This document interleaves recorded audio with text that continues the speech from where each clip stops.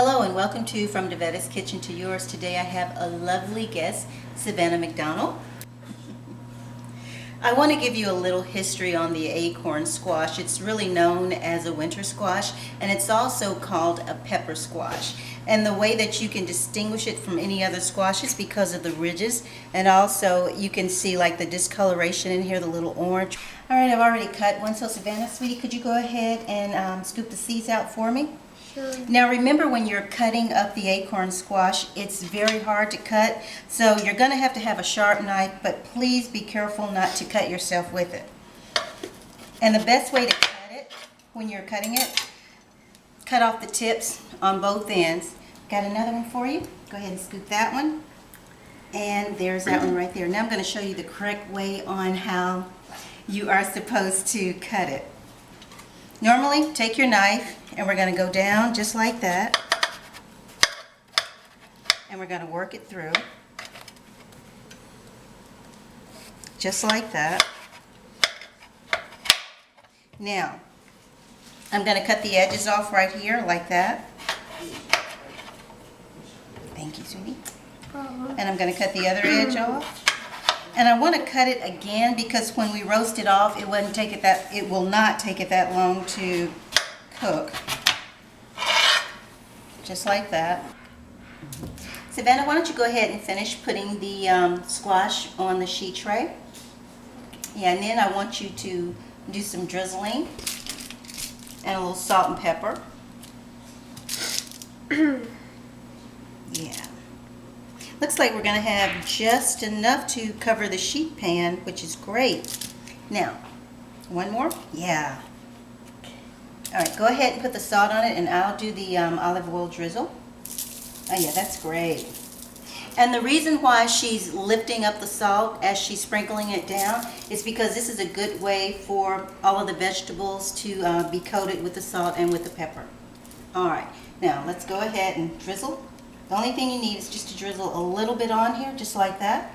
And Savannah, sweetie, why don't you go ahead and put it in the oven? It's already warming. So we're going to put it in the oven at 350 for about 25 minutes. I guess we can go ahead and put it in there now. There you go, sweetie. Be careful. Okay, that's good. Just like that. And like I said, it's going to cook for about 20 minutes on 350. Now the next thing we're going to do is twice baked potatoes. I've already got potatoes in the oven. Go ahead and get those taken out. And I'm going to show you a quick way in reference to how to go ahead and get these cooked off. Okay, Savannah, sweetie, go ahead and scoop that out. And it's always a good way to... Hello.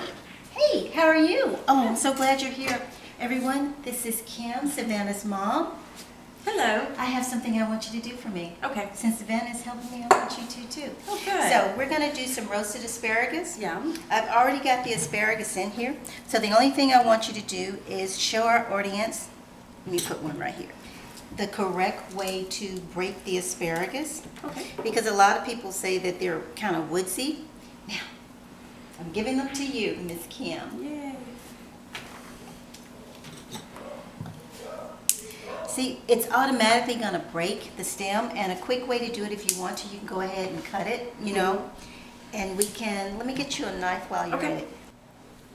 One good idea when you're baking potatoes and you take it out of the foil, always use a paper towel like what Savannah is doing now, because the potato is still hot, and the paper is a good way to keep her from burning herself. Now, oh Kim, you're doing a great job.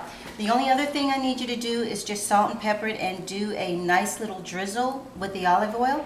We'll put it in the oven and bake it off, and we'll get started on the demi-glaze. Yum. Your timing was perfect. Thanks. Oh, you're welcome.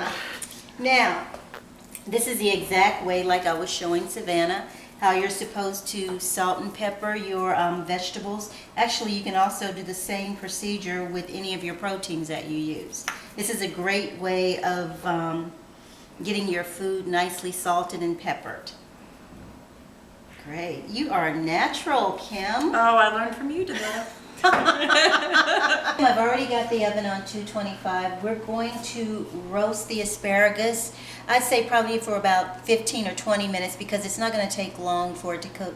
Kim, could you please go ahead and put it in the oven? Why for do me? you do it at 225 instead of like 350 or? Oh, you know what? I wanted to cook low and slow because you can cook it too fast and then it'll be kind of limp. Oh, and I okay. want it still nice and crisp. That's a good tip. I didn't know that. Yeah. All right. Now I guess we'll move on to the next.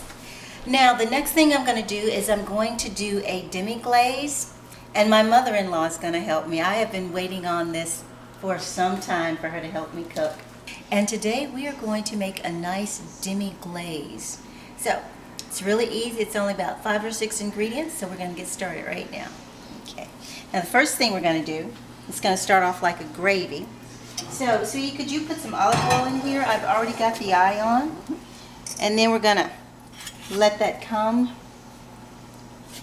Oh, that's great. Okay. Now I'm going to do a little flour. We're going to put it in there. And we're also going to do like a little twist to this while we're making it. This is a nice picture of the roux, and this is exactly what it's supposed to look like. Now the next thing I'm going to do, we're going to add just a little wine. Okay, ready? Now, let's see. It's going to steam up just like that. I don't want you to get burned. Just like that. Now, the alcohol in the wine is going to reduce, and I'm going to add 1 stick of butter to it. Just like that. And the only thing that's going to do is just bring more flavor into it. And while the butter is melting into the roux, take a look at it and you'll see what it looks like. Just like that. You see how pretty that color is? Now the next thing we're going to do, we're going to put some water in it while the butter is melting. And we're going to let it cook and reduce down to a beautiful dark brown color. Okay, now I'm going to go ahead and pour the water in there, just like that. The color is going to get darker and you'll see exactly what I'm talking about. It looks good. Okay, take a look at the sauce. Oh God, you did a beautiful job of the sauce right here. Look at that. It's a beautiful dark golden brown, just the way I wanted it. So now you know how to make a beautiful gravy. All right, now we've already got the potatoes and everything whipped. And take a look at it. See how it looks? So I wanted to do the potatoes very thick because basically once I get it in the pipette bag, Savannah is going to pipe it into the molds that she did where she did for the potato skins. So let's go ahead and get this in here. Just like that. Yeah.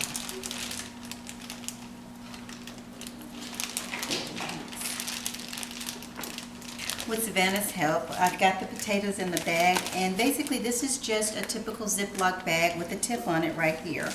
Now the best thing to do with these is just fold them just like that, so it'll look like that. So Savannah, this is what I want you to do. Just come over and we're going to just put the potatoes in just like that, or however you want to put them in there.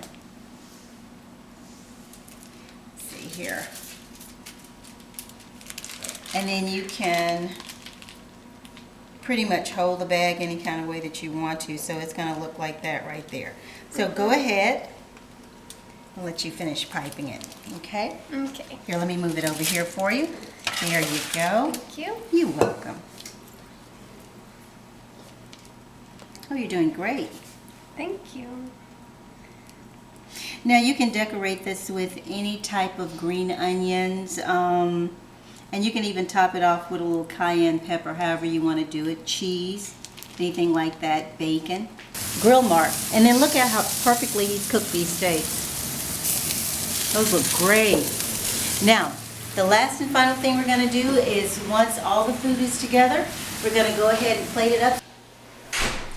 Again, this is the finished product of the plate. Look at it. Savannah did a beautiful job on the twice-baked potatoes, as well as the acorn squash and the corn, the crescent rolls. And Kim did an impeccable job in reference to the asparagus. And of course, my father-in-law, what can I say about that steak? It's a perfectly cooked steak. Take a look at those grill marks. They are absolutely perfect. Again, this is Devetta. Bon appetit.